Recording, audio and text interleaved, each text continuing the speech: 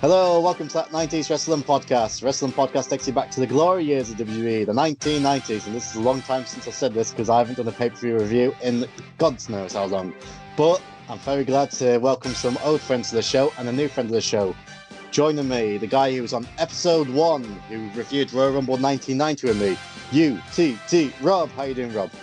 I'm doing good. I'm just hoping this recording is going to be less than the 4.5 hours it took for Royal Rumble. I think I'm about 20 podcasts in now, so I think I've got a little bit more experience. It was almost as long as an AEW Dark show.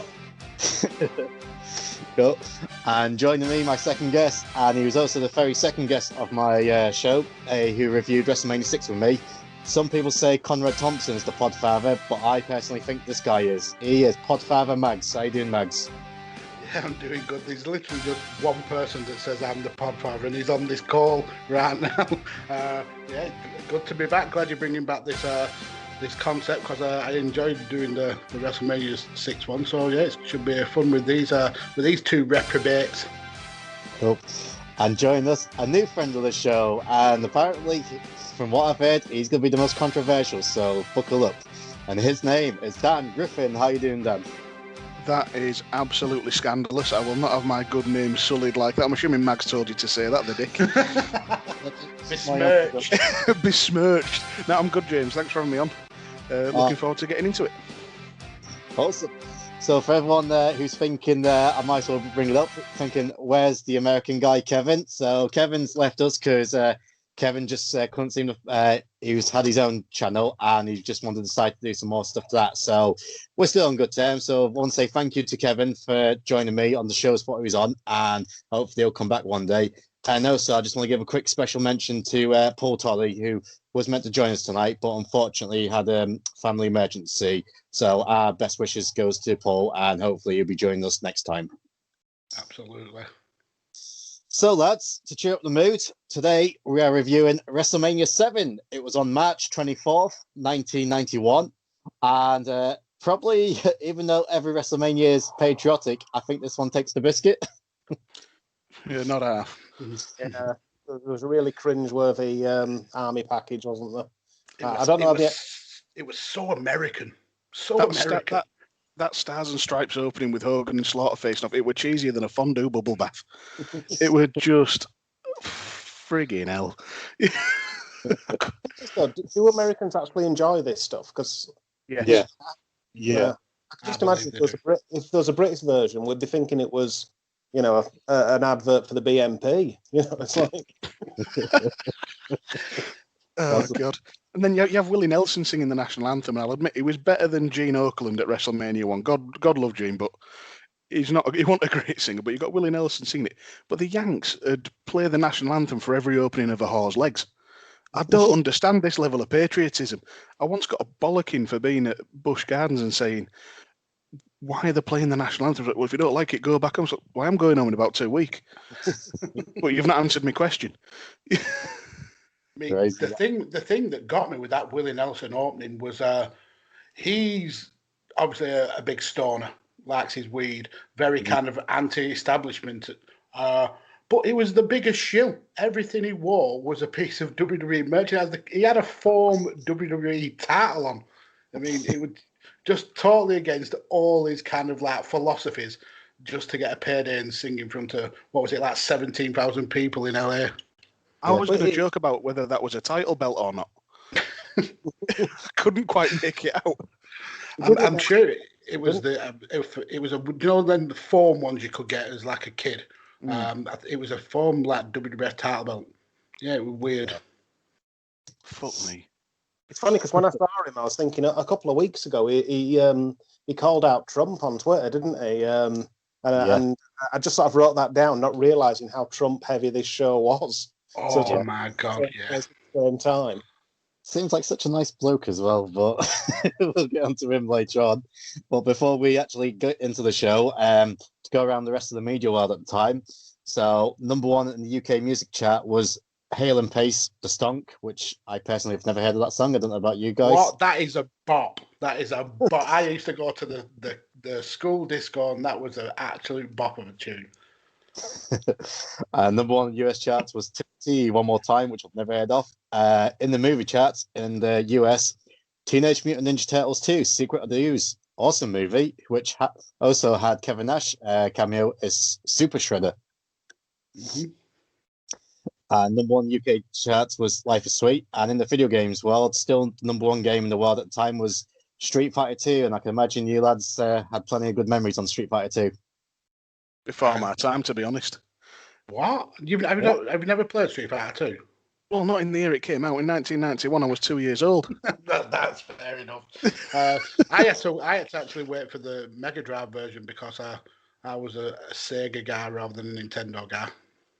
Yeah, I was a Sega guy, but one of my mates had a Nintendo and he got the American import, but he had to get a converter for it as well. So I think the import was like 70 quid back in, 1991, and then God knows how much the converter was, but yeah, probably not worth it. I actually had it on the Commodore Amiga. I think it came out with about 12 discs that you kept having to swap every time you were fighting someone else.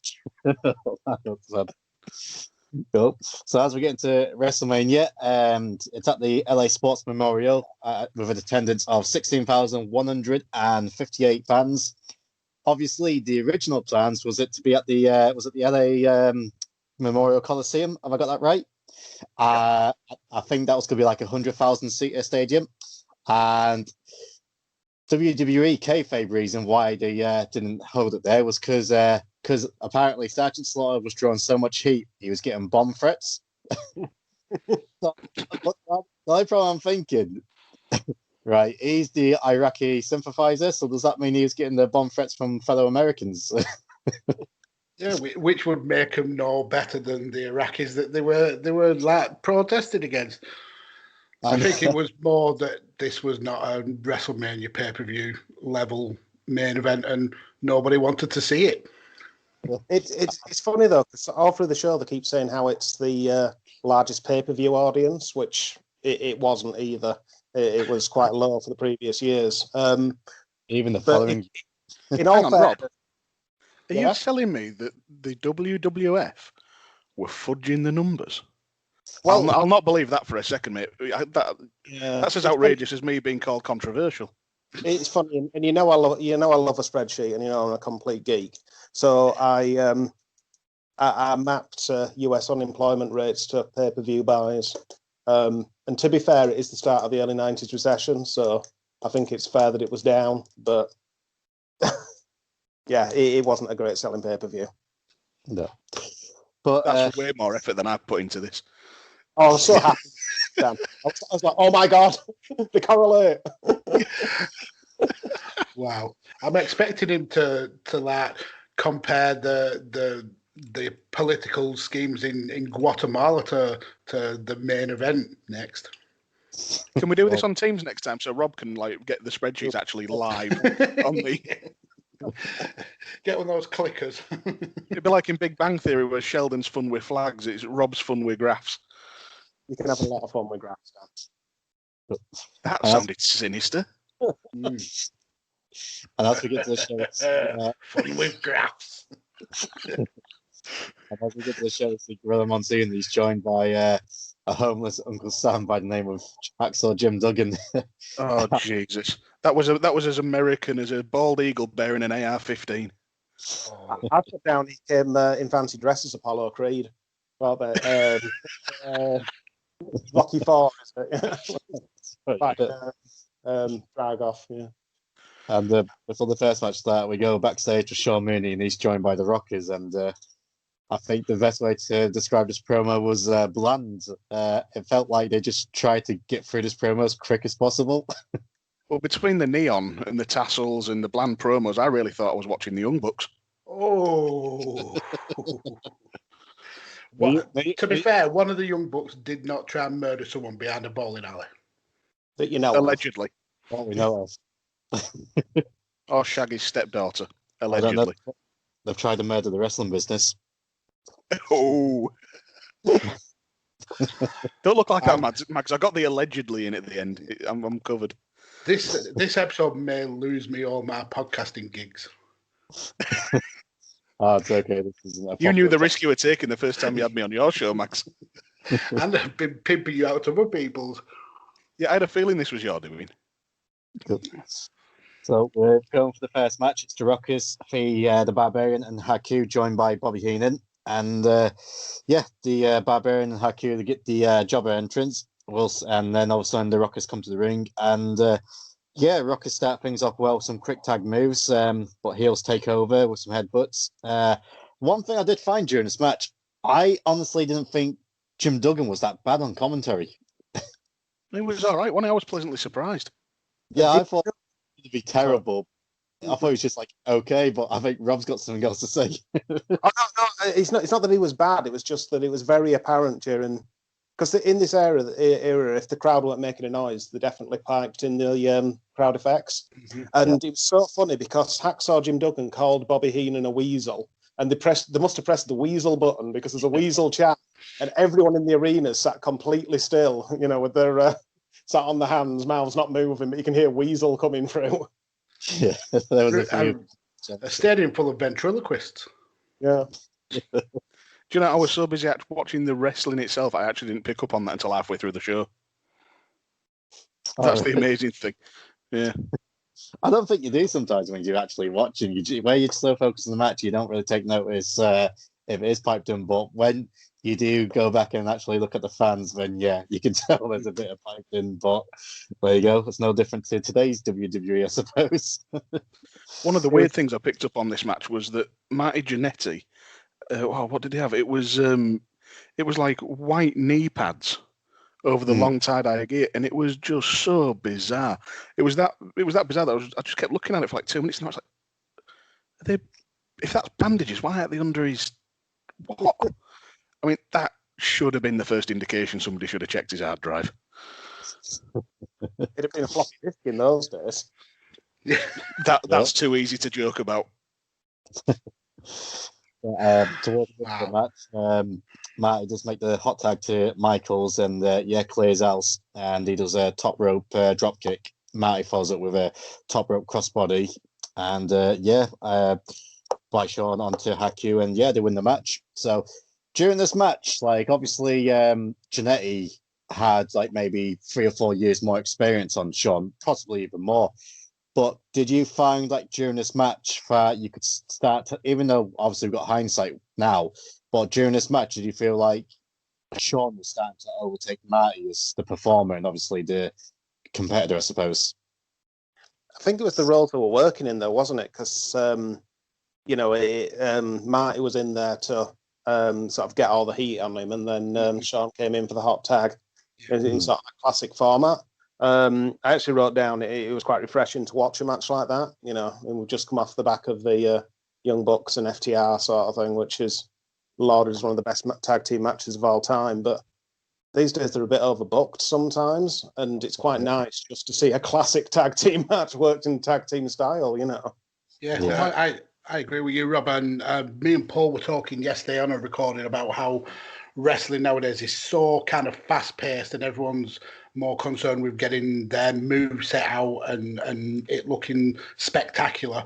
And you're right, this was refreshing to watch a slow, a well-paced wrestling match where the fans have got time to get invested, the wrestlers have got time to sell the moves, because you don't get that a lot nowadays. It's so quickly paced that selling is a lost art form, and it was good to watch. The fact that 4 wrestlers who knew the job, knew what they wanted to get the crowds to react, and they did exactly what they wanted. They got a hot start to the pay-per-view.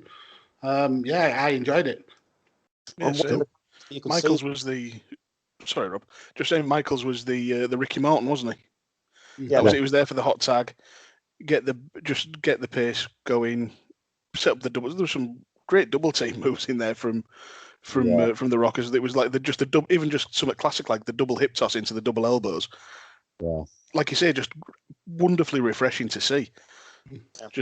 Really enjoyed it. Good match. Things that actually got the crowd off the feet and really into the match was just a bear hug from the Barbarian to Marty Jannetty. Rest holds do work if you place them right. And the thing that I like noticed with that bear hug was it was timed so well that it didn't get boring. You didn't kind of lose interest in the match. It was there just long enough for you to go on that kind of emotional journey with it. Cool. And we'll get to the next segment because what I also forgot to mention, there's 14 matches tonight. So like Rob said, pretty much an AEW Dark show. Or an NXT UK taping. Yeah.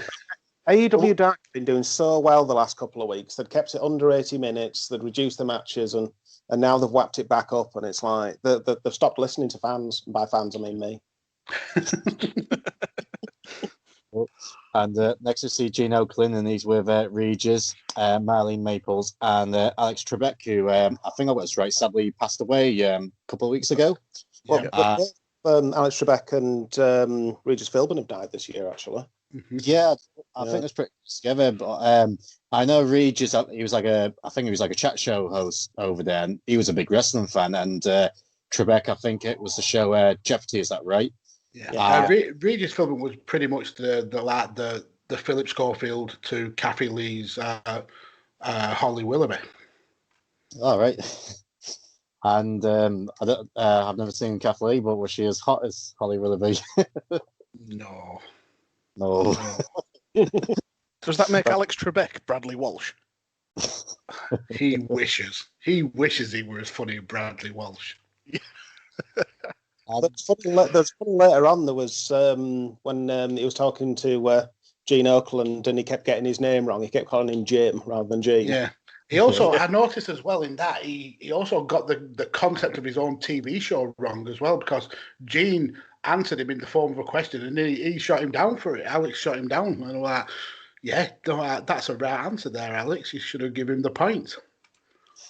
And that Marlene Maples, so obviously I was a child during this, but I've done my due diligence and research. So apparently she had an affair with Donald Trump, then she later on got married to him. Is that right? Yeah, she was his second wife. They've got a daughter together, so that's another sort of Trump thing on this show. I also went down a bit of an internet rabbit hole with it. She was on Dancing with the Stars, and her dance partner was the same dance partner that Stacey Keebler had when she was on Dancing with the Stars. So there's another wrestling connection. Totally. Wow. Cool. So next segment we got, it's Dino Bravo for the Texas Tornado, and Bobby Heenan returns to the commentary decision. Let's mention something, James, before you move on, because there's a bit where Regis is telling the story about Earthquake, and he says it's so scary, he tipped over a pizza delivery van. And I just wondered if Dan had any stories that might relate to that. That sounds like he may have. You fucker. Okay, we're doing this, aren't we?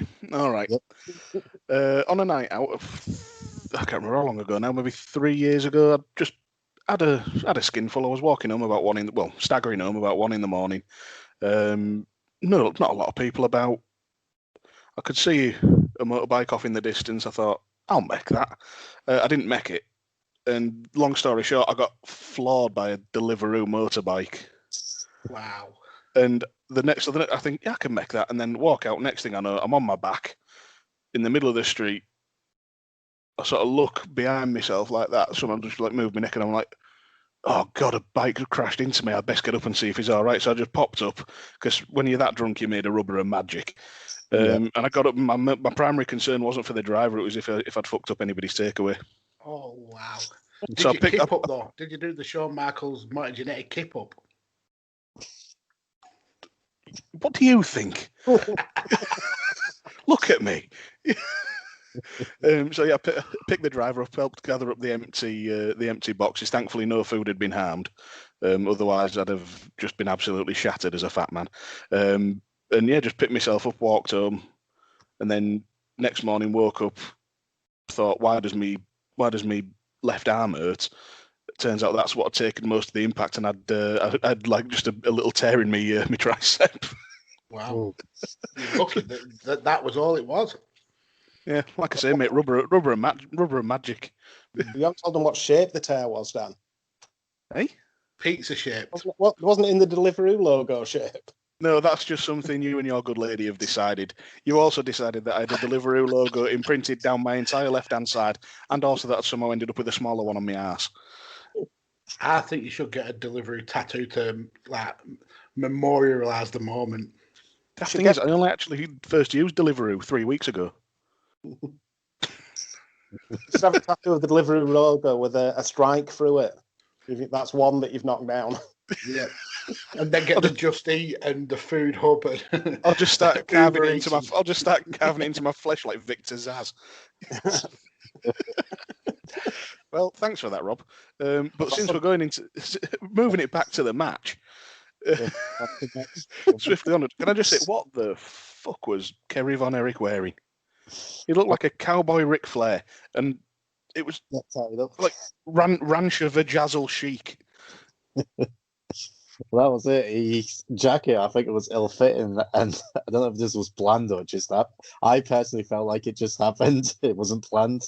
As he was taking the jacket off, Bravo was like, "Fuck it, I'm going to go for it," and just clotheslined him, all tangled up in the ropes. And not much to write about this. Really, it was a pretty quick match, and Kerry catches Dino Bravo with a claw, followed by tornado punch. 1, 2, 3.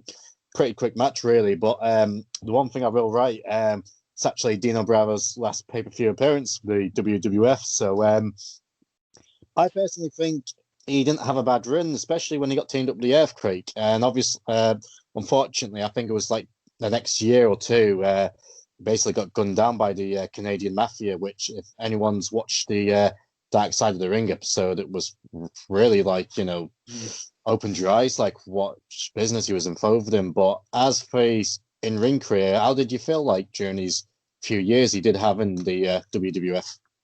It was funny, this one, because both of these guys were the guy in the promotion that they came from. So Dino Bravo had been the main one in IWC, and Kerry Von Erich had been the main one in WCCW. You sort of think today about all these people who've been, Ring of Honor and TNA and whatever champions before going to WWE, and they're stuck in the mid card. But I guess it was kind of always the case. It's a big fish in a small pond going into a big pond. It's not everyone's going to be world champion, are they? No. Yeah, and this would have been just after Vince really started tearing the territories apart and trying to buy up everyone else. So you really kind of had no option if you wanted to be a big wrestling star. It was at WWF or pretty much nothing. Yeah. Well, we get into the next segment, and it's the promo, the Warlord with Slick, Doctor style. I love Slick. I think he was so entertaining. Slick was the best part of these two promos. It's the second shouty, growly 80s style promo of the night. Mm-hmm. I kept a count. Oh, bloody Warlord looked like Phantom of the Opera got the Jason X treatment. Yeah. I'll tell you, as a Warlord, and we'll get to it when we get to the match. If you used to build a heel wrestler to take on Hulk Hogan, or that's your guy. I don't know. I'm not saying you should give them a main event run, because obviously the quality of matches would have been so great with Hogan, but I would have watched them. I think, he looks like someone you could stick in the main event. But we get to the next promo, and it's British Bulldog, and I've made my opinions clear on the Bulldog. I love British Bulldog. He was one of my guys growing up, and but his promo skills was never top notch. No, and this one was not good. It was not a good promo. What's that, Winston? Jimmy's fell down the well. Oh no, come on! That last line was great. I don't care how he got there. There's no bull in the British Bulldog. That's fantastic. Yeah, I love that. But it was the whole nobody can break down the Warlords full Nelson. Well, I can and I will. Surely the point would be to not get in the full Nelson in the first place. Why would you go, come on, full Nelson me, I am going to break this. Slap it on me. Yeah. The best part of that the Master Lock. That was the thing. He thought he was fighting Chris Masters. Yeah. The Warlord challenge. It's 14 years too early. The best part about that promo was Winston looking back up at him when Bulldog stopped scratching his head. Yeah. Come on, you frigger. I was enjoying that. Cool. So we get into our next match. It's the Warlords versus the British Bulldog. And good reaction. It opened. Sorry. Sorry to cut you off. Sorry. It opened with blasphemy. Absolute frigging blasphemy. Because they announced a man from Goulburn in fucking Lancashire has been from Leeds. And that is just wrong. And Mags will agree. That annoys me. William Regal being from Blackpool annoys me. Yeah. Which is worse. Even Bisping being announced from Manchester annoys me. There's no British pride. The thing is, we say this with all the British wrestlers because we know where they're actually from, but all these pretty much. CM Punk, Chicago, everyone in Chicago is going, no, he's not. Yeah. I've got no Undertaker from Death Valley. Yeah. The first thing I'd say, when you saw the size of these two guys in the ring, I mean, wow, could you imagine them two in today's roster? I mean, I put it this way: Zack Ryder, while in WWE, was pretty much, I would say, just like a middle-sized guy, you could say. But when he was over in AEW for that cup of coffee, he looked like a giant compared to that roster in AEW. So could you imagine these two guys, in today's wrestling? It's Billy Gunn wrestles like Kane over there. Yeah. Well, Jane Roberts is one of the biggest people they've got, and he's not even a wrestler. Well, not anymore.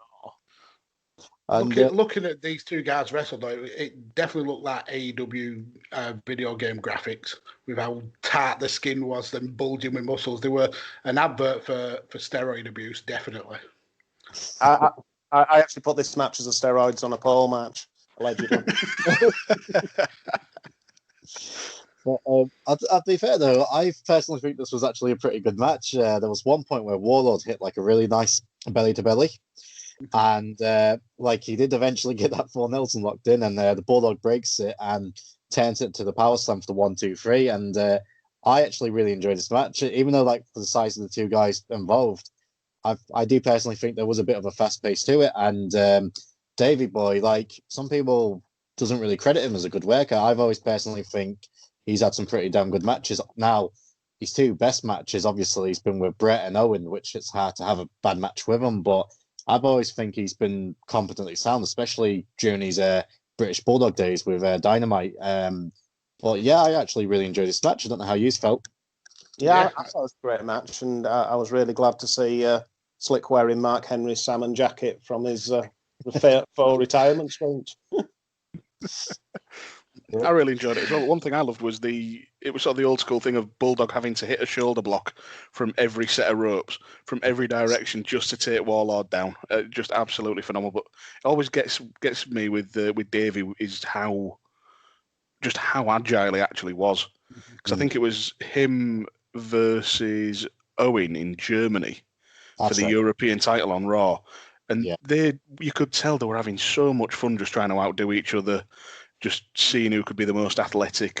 See, can you do this? Can you do this? Yeah. It just blew me away. I was, and sorry if it sounds like I'm plugging in me interviews, but when I was speaking to Davey Boy's daughter, George Smith, where he's on about Owen and Bulldog, how much they actually loved each other and how much they loved working with each other, and you could tell that in that European title match, just the two of them, like you said, Dan, just trying to top one each other, doing little front flips and cartwheels in the ring. It was good. But I suppose I was going to say, Davey had a technical background anyway. I mean, when he was in World of Sport, he'd tag with Big Daddy and he'd be in that Ricky Morton role of getting all the heat on him, sort of thing. So, I mean, he bulked up obviously later when he got those steroids off the stick. But before then, he had been a really technical wrestler. Yeah, and he even played that role with the actual British Bulldog as well, though. So he was well versed at that. I think this is quite early in his single run. So it's good to see how well he took to singles wrestling after being a tag team wrestler for so long. Yeah. Before we move to the next segment, have you checked out? I posted a video of them. Have you checked out Dynamite's nephews? I've seen a bit of them, yeah, because I think they were in sort of the very last days of Defiant. Yeah. Over here, there's the Billington boys. That's right. So I've seen bits of them. Yeah, one of them, I can't remember which one, is absolute. Is like I think he's a bit taller, but it's like you said, he's absolute spit of dynamite. That's right. I'm trying to think which one. Thomas. I think he's actually the younger brother. He's got like a bit longer hair. And but yeah, I watched some of their stuff, and the two. I mean, they're only kids. They're like 19, 17, if that. But I'm predicting some pretty good things for them in the future. So hopefully they do so when the world becomes normal and everyone starts wrestling again, I suppose. But yeah, we'll get to the next segment, and it's Mean Gene with the Nasty Boys.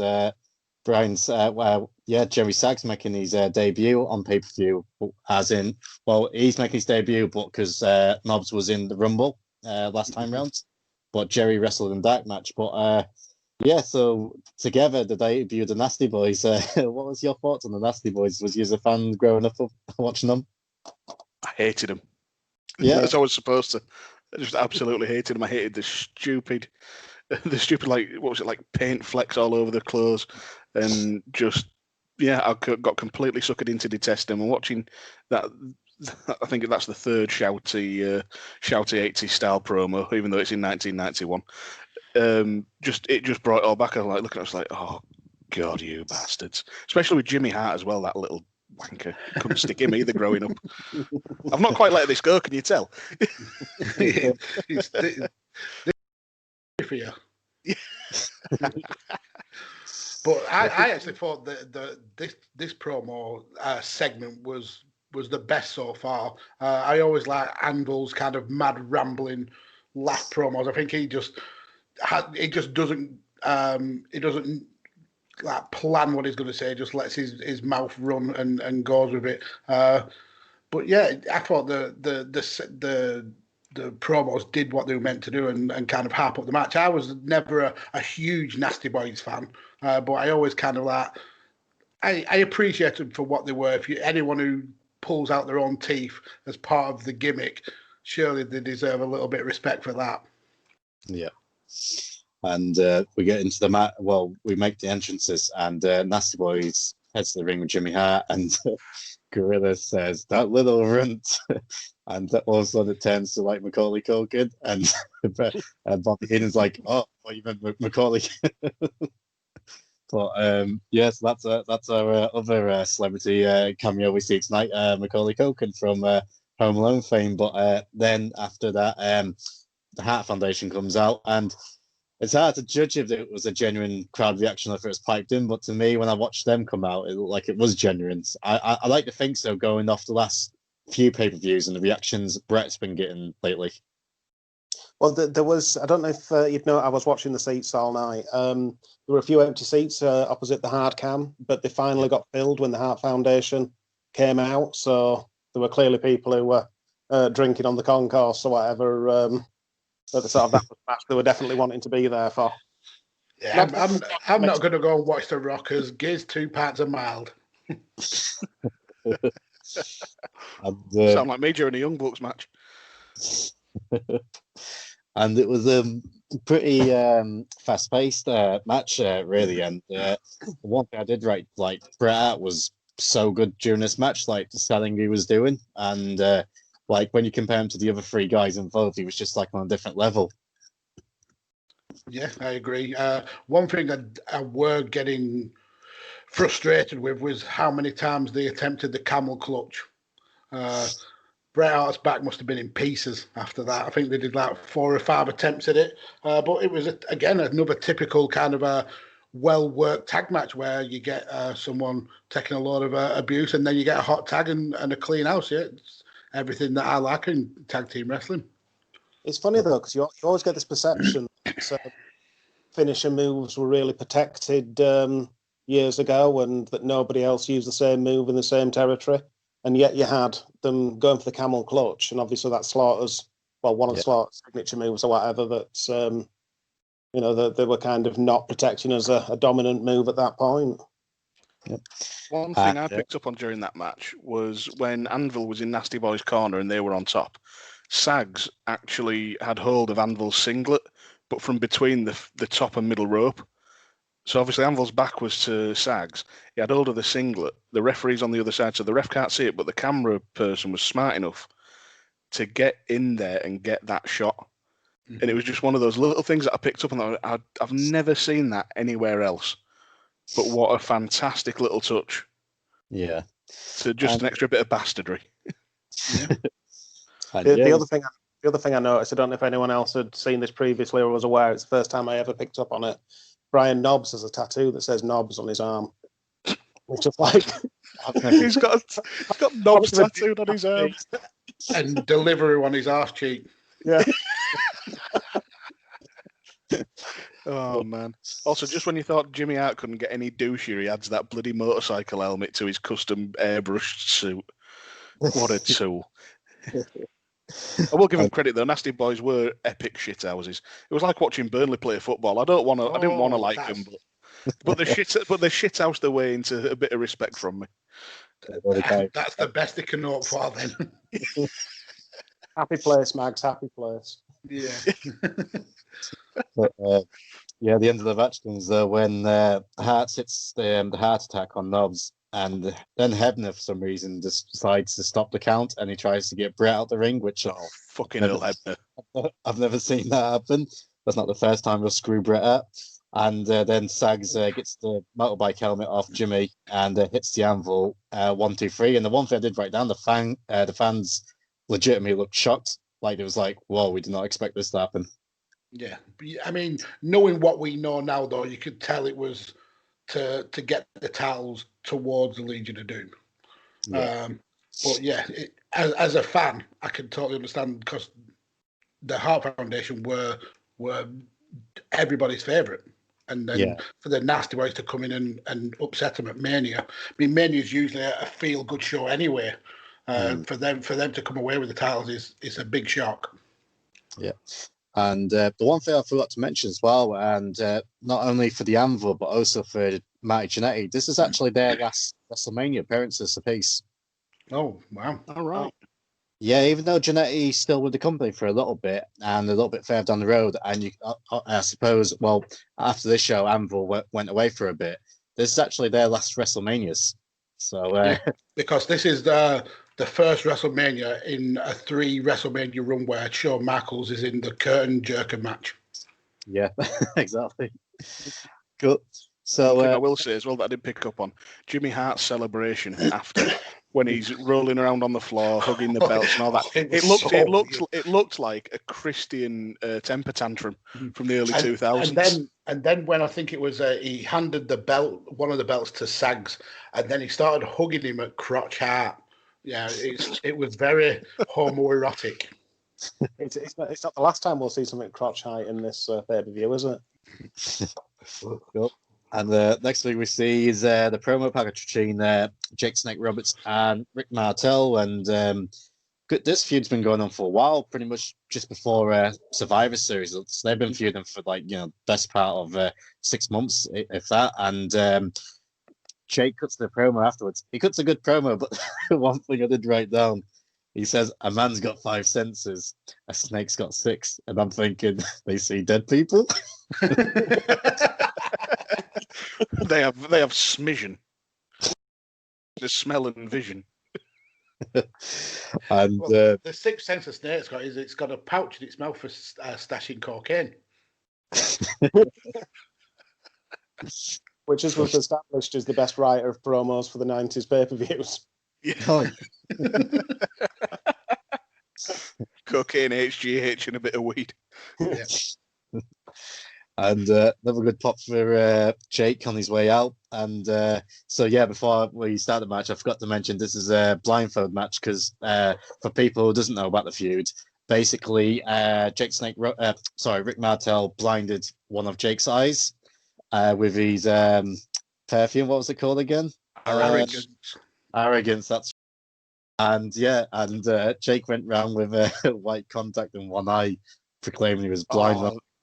You still got one brilliant left. They were brilliant contact lenses. I love them. When he hit that DDT on Brother Love, and he's there just like looking. It's to be fair, I think I liked it because it reminded me of Kane. But that was such good kind of old school storytelling. It was brilliant. And it went on 5 months. Yeah, and they feuded Survivor Series on opposite teams, and also during Royal Rumble when Jake entered, when Martel was in the ring, Martel was playing that chicken shit heel, and that was the one thing which I'll note later on. Like Rick Martel, when I was a child watching the videotapes, I thought it was good, but going back and basically came into his own pretty much from SummerSlam Survivor Series, and he was such a good heel, which we'll talk about in this match because it's the infamous blindfold match, and I just written down on this match, it's just panto, and I absolutely love this match. I thought it was so good. The thing is, though, if it had had a British panto crowd there, they'd have told Jake exactly where Martel was. Yeah, he's behind you. Was useless. Is he over there? And they don't tell him he's moved. They're like, keep going, even though he's gone. Just another way that American culture is sorely lacking.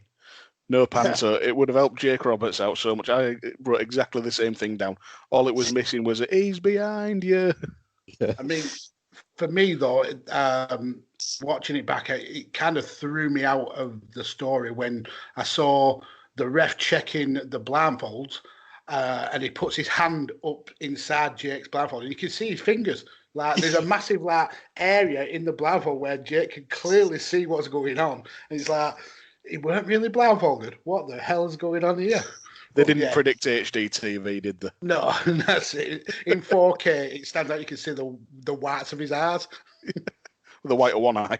Yeah, well, and the trouble is, if we can't believe that's true, then maybe it's other things on the card aren't true either. Yeah. Maybe Slaughter wasn't an Iraqi sympathizer. One of my favourite spots, and it's the first time someone successfully dodged an Irish whip. Martel's Irish whips Jake to the ropes, and he's waiting to back body drop him, and Jake just casually strolls beside him, and Martel's reaction is like, "Where is he?" And he's like, "Shit." But Martel was so good in this match, just pacing up and down the floor. Now, this it's the type of match you can unless you haven't watched it for a while, it's the only type of match you can watch once. But I don't know what it got on the Observer and Dave Meltzer and these God knows Barney ratings, but I absolutely love this match. I thought it was so good. It was a scream. Yeah, what got me about it though, it took 3/4 of the match for Jake to clock on that if he made some noise and then moved slightly out of the way, it could goad Rick Martel in. Why did you not do that from the beginning? And before we got to the end of the match, I did make a note that I saw the super fan at ringside, Vladimir. I don't know if you noticed him. Vladimir, he was a tall dark guy, and he was at he was in WCW events and he was at WWF events. He was there every weekend. All I kept thinking was, I wonder what ever happened to Vladimir, because he was always on every show you watched. And apparently someone tracked him down and they asked him the question, how was you able to afford to go to every show? And all he kept saying was, man, I just save up and work hard.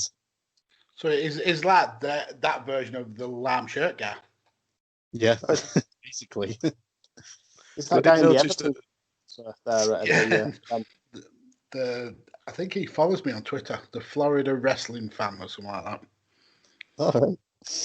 And the end of the match came when Jake hit that DDT and the 1, 2, 3. Then he brought Damien out, and Martel was able to get away. But just a fun match, and I just enjoyed it. It was a bit of a violent rag around of Damien, though, wasn't it? I thought he was going to stand on him at one point. It swallowed the cocaine, so we were angry at him. I think I forgot this in my notes. We did actually get a "He's behind you." It was from Bobby Heenan. Yeah. Just yelling at Rick Martel, "He's behind you, he's behind you."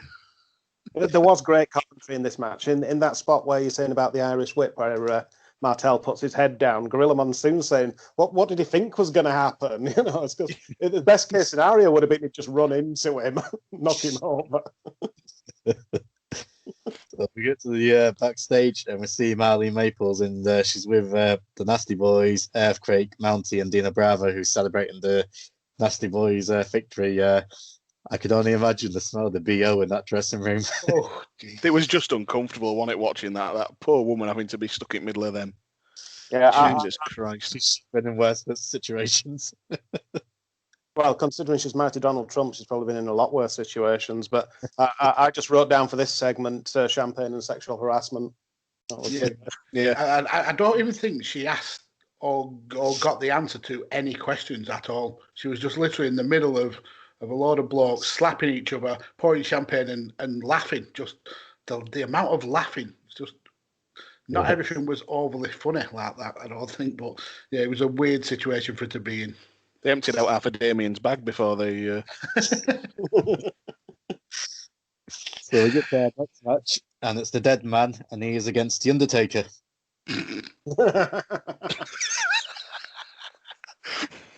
Brilliant. Oh. And You murdered me with that joke.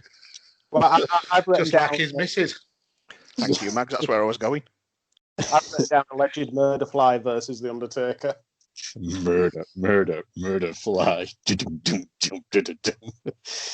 So yeah, it's the first WrestleMania appearance for the Undertaker, and also making his debut on pay-per-view is and he is against Superfly. Did you know that the original apparently the original planned opponent for the Undertaker was actually Otugas, the tugboat, Former Really? WWF champion. I was surprised at this match though, because it turned out to be the piss break match. Because did you see how fast the seats emptied? Mm-hmm. Yeah. So, you know, they went on to the most iconic streak in WrestleMania, and it started on the piss break. Yeah, how many people will be kicking themselves because they missed that? I did notice that there were a few close-ups of just like kids in the crowd looking absolutely terrified, which was which was a good touch, because I relate to that, because my first wrestling show in about 94 or 95, it was in Sheffield, and one of the few things I remember was being shit scared of the Undertaker. Oh.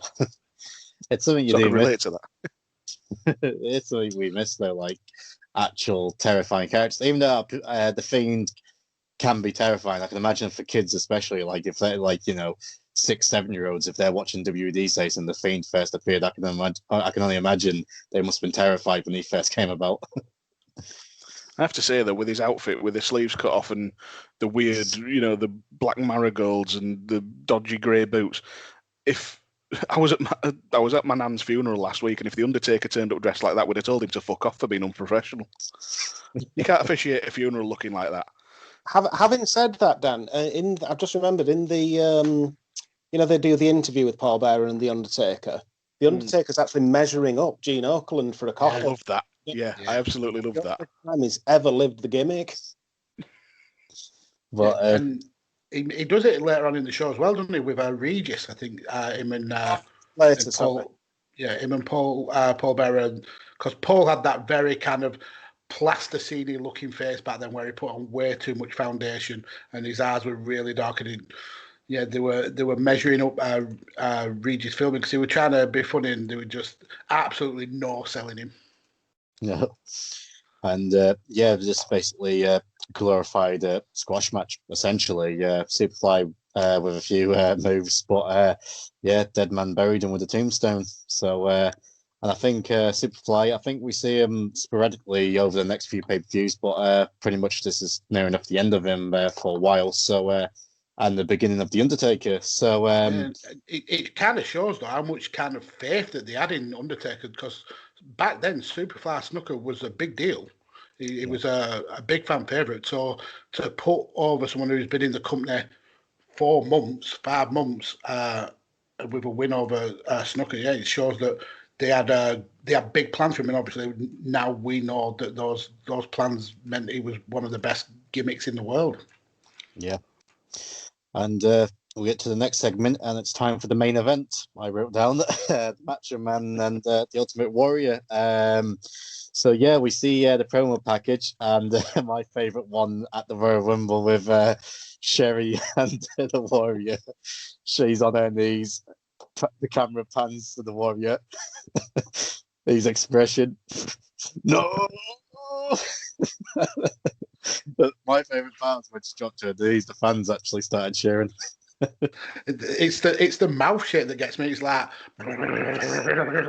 and you see all like the bits of like spit and phlegm coming out, and then no. Do you remember Blade, the first Blade movie? Yeah. Right at the end where he gets jabbed with the coagulant, and he's just like that, just like swelling up. I was expecting his head explodes. I was expecting that to happen to Warrior. That's pretty much every Warrior promo, though. I think you could just say that about every single promo he's ever done. Fair. The thing is though, with Sherry here, she was kind of the promo ability.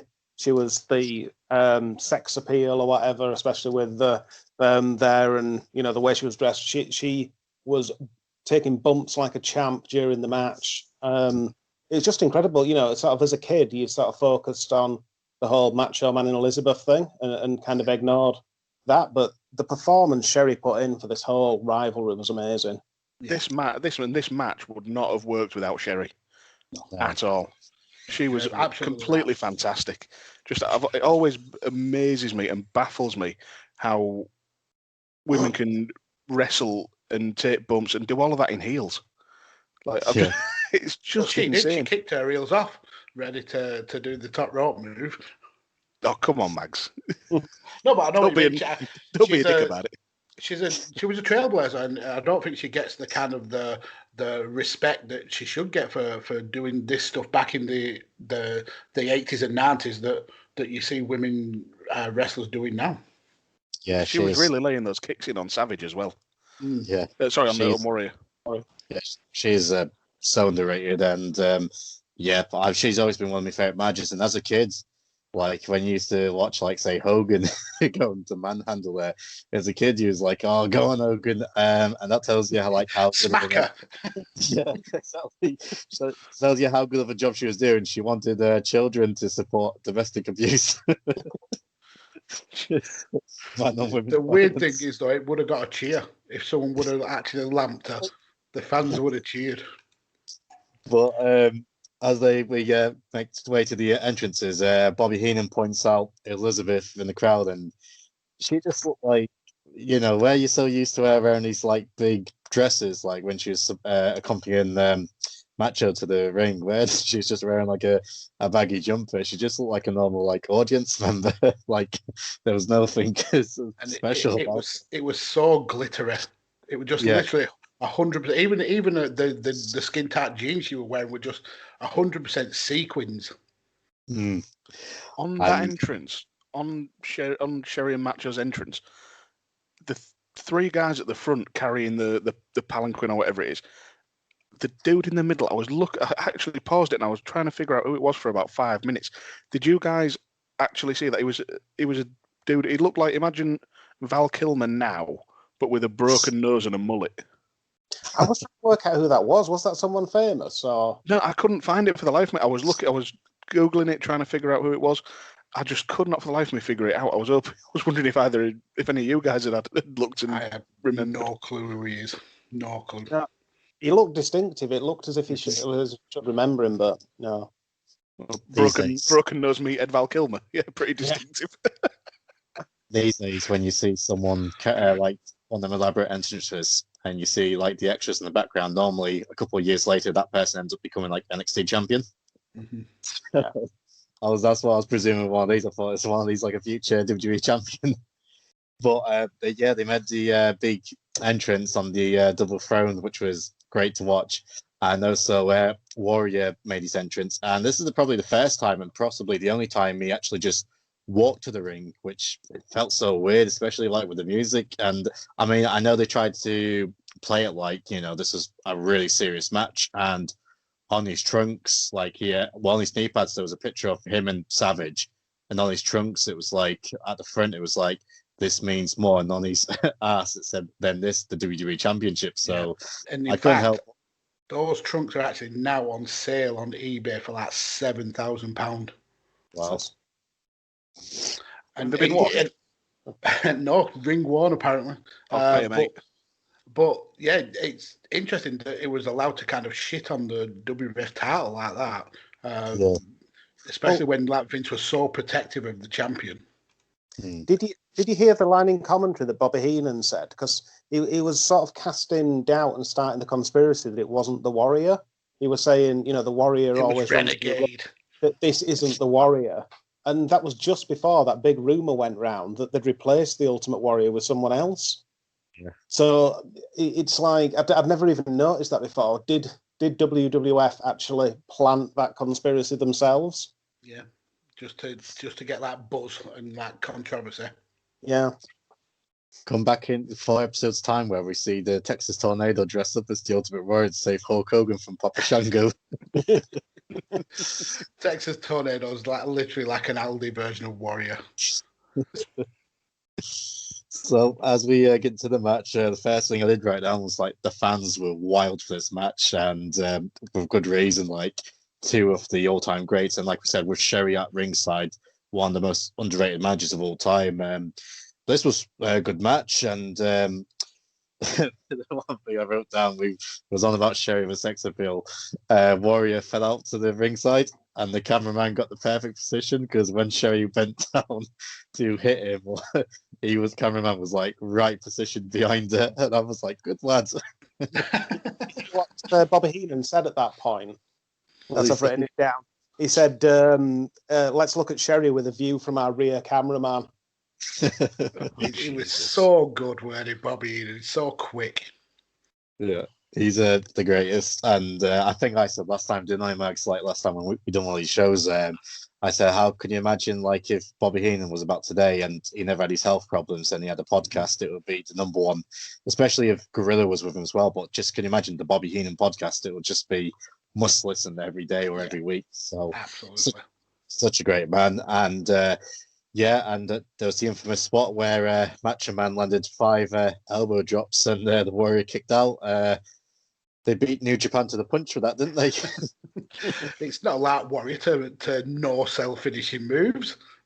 But even after that, the Warrior started talking to his gods and deciding to leave.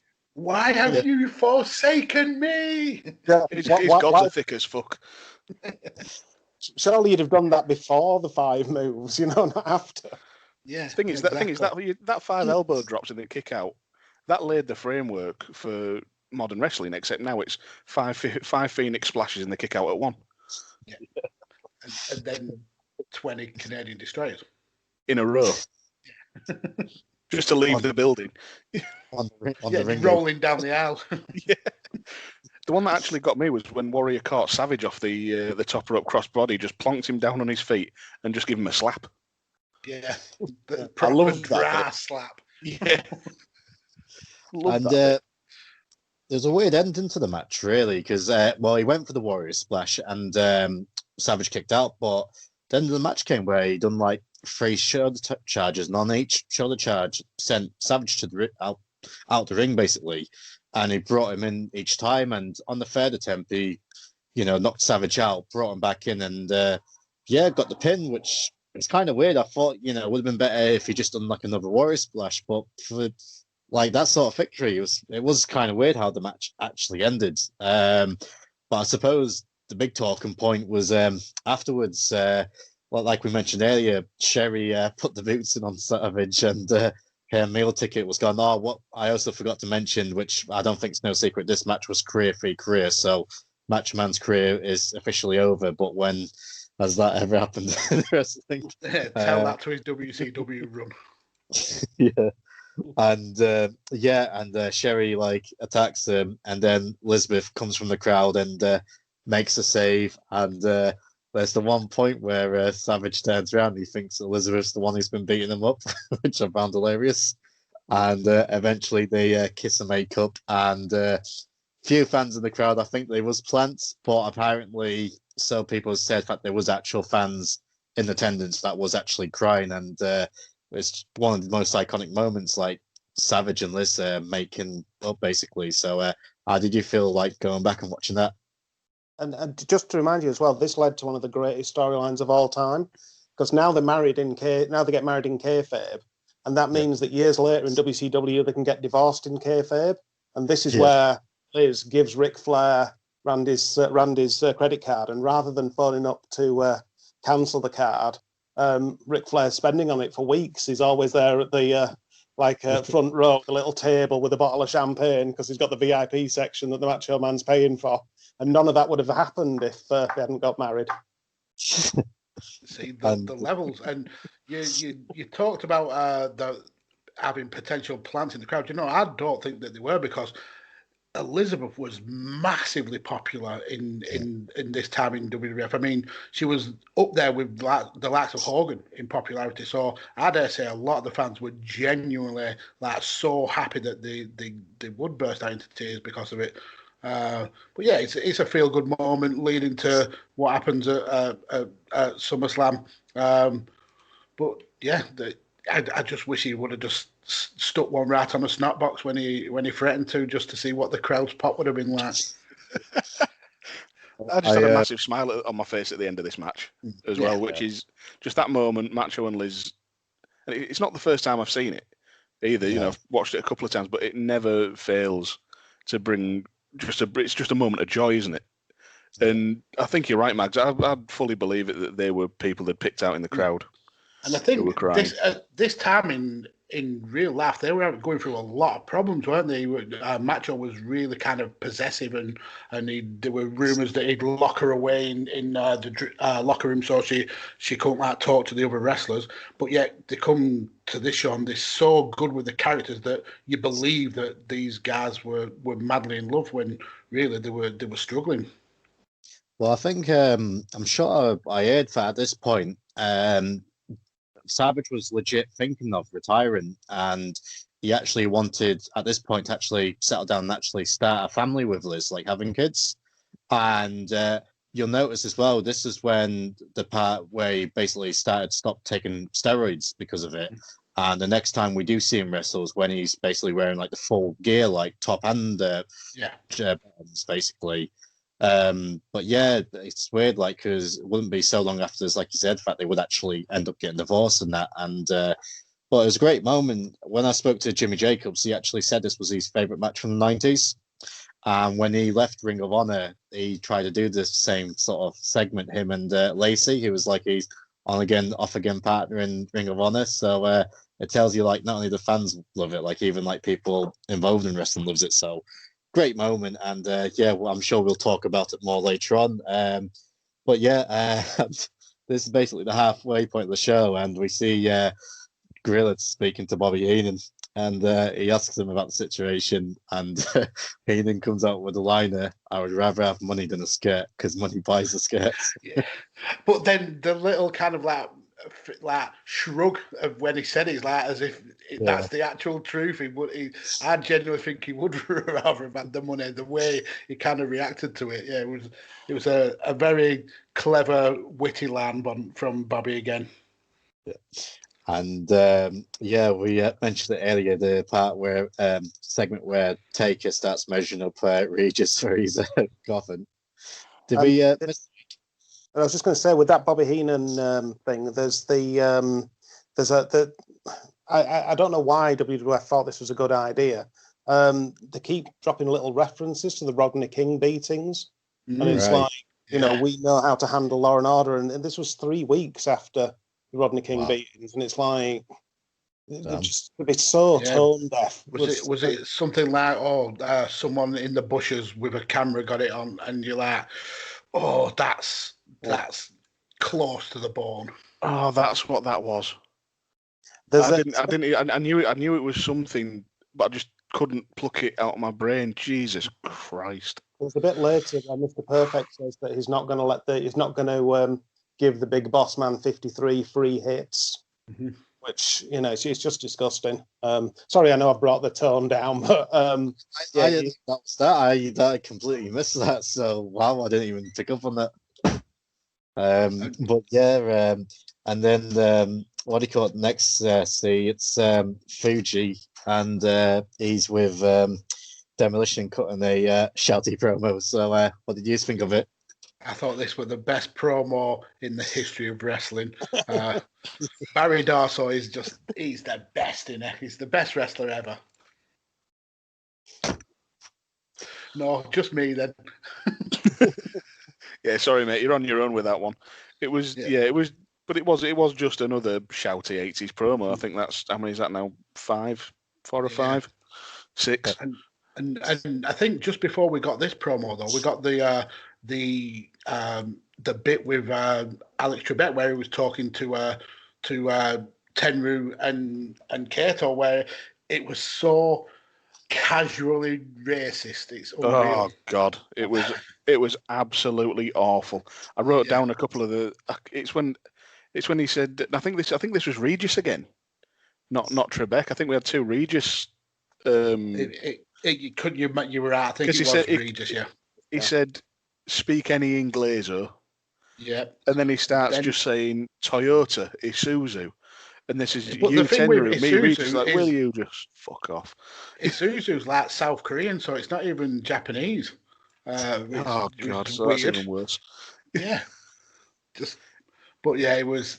This match didn't make a lot of sense to me. I mean, I know that WWF at this time were trying to have a working relationship with SWS, but it just was a time filler more than anything. And it wasn't even much time. It was about 4 minutes. But it was the most interesting thing about this match was just that it involved Kitao and what Kitao did like 8 days later. Yeah. When he for SWS when he was refusing to sell for Earthquake and tried to gouge Earthquake's eyes out, and then just got on the mic telling him wrestling's fake and Earthquake shit and he'd never beat him in a real fight. Absolutely insane. But then apparently it turns out that Great Kabuki, who was one of the SWS bookers, had told Earthquake to stiff Kitao to try, or asked him to stiff Kitao to try and get him to flare up his temper and give him a reason to kick him out.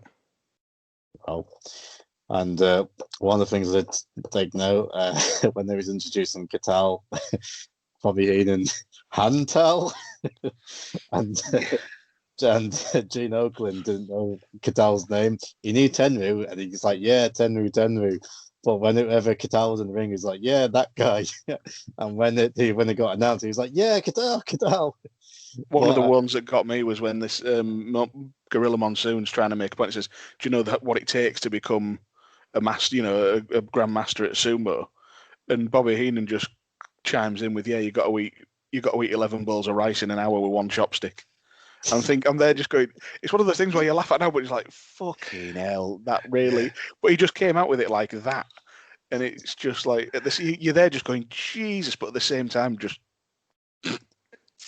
It was definitely like a sign of the times where that was like that kind of casual racism was way more acceptable. But yeah, Jesus Christ, yeah. This match showed just the very unsubtle racism towards Japanese. The only generous way you can say it is it was of its time, but it was just like looking at it obviously with 2020 literally 2020 hindsight. You just want to curl up into your own ass like an armadillo. It's that cringe. Mm-hmm. Yeah. And also, we spent so much time talking about Tenryu and Kitao. They are against Demolition, who's Christian Smash. And Kitao and Tenryu wins. And this is the last ever appearance of Demolition on pay-per-view, or even on the mainstream TV, I suppose. A tear, shedding a tear. Yeah, well, think about it. I mean, one of the greatest tag teams of all time, and like when WWF signed Legion of Doom, Road Warriors, all signs pointed to Demolition Road Warriors at Mania, which it never happened. It wasn't drawing that well apparently on the live shows, but for Demolition, obviously I know it wasn't Axe because he left a couple of shows ago, but it was still like Smash, Barry Darso, and Crush, but such a legendary tag team, and just to go out on such a whimper, like a 4-minute match, it was just quite sad to see, really. But yeah, it's the end of Demolition, but they will be on to bigger and better things, old Repo Man and Kona Crush brother. So exactly what Barry Darso deserved. Rude. Kane is shit. Let's just say that then. He's not for everybody, but I like him. So we'll go from one of Mag's favourites to another one of Mag's favourites, because with Gene Oakland and he's with the Big Boss Man. So whoa! That is besmirching. This is Tolly's favourites. Tolly is the boss man mark. I actually wrote in my notes in brackets. I put Shouty 80's promo from Bossman in brackets. Did Tolly jizz? Yeah.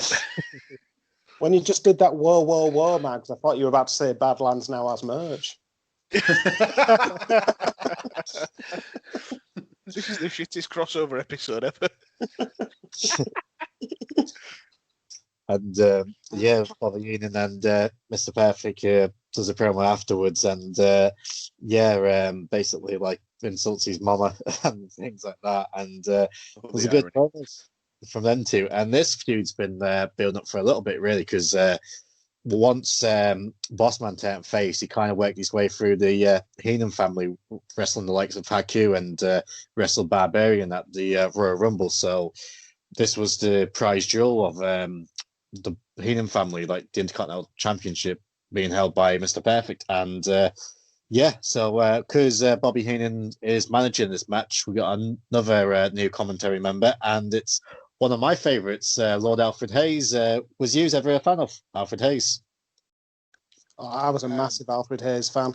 I think we've got to call him Judo Jack Hayes from World of Sport, but no, I mean he was brilliant with his bumblingness and not knowing what was going on and getting everything wrong.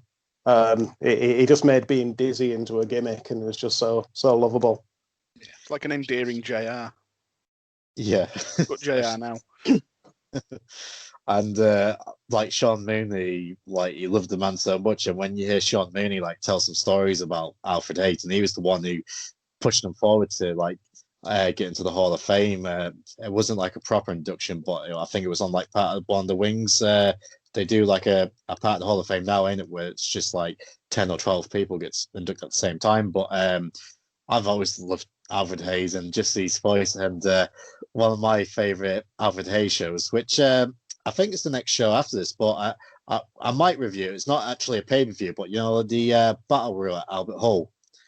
And when he's cheering on the Bulldog in the Battle Royal, and he kind of spoke for like all of us at that time, like come on, Davey, and it was so good. But back to the match though, and the thing I did write down, like Mr. Perfect's just bumping like a boss in this match for the boss man there. Yeah. He was so good.